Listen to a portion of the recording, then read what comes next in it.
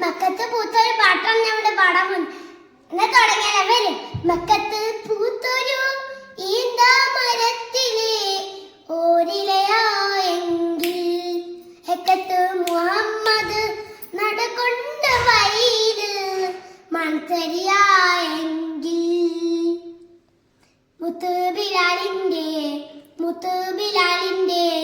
ബാങ്കൊലി പരത്തണ കാച്ചലയായെങ്കിൽ മുമ്പയാമമ്പിയ വന്നുള്ള നാട്ടിൽ ഞാൻ അന്നു പിറന്നെങ്കിൽ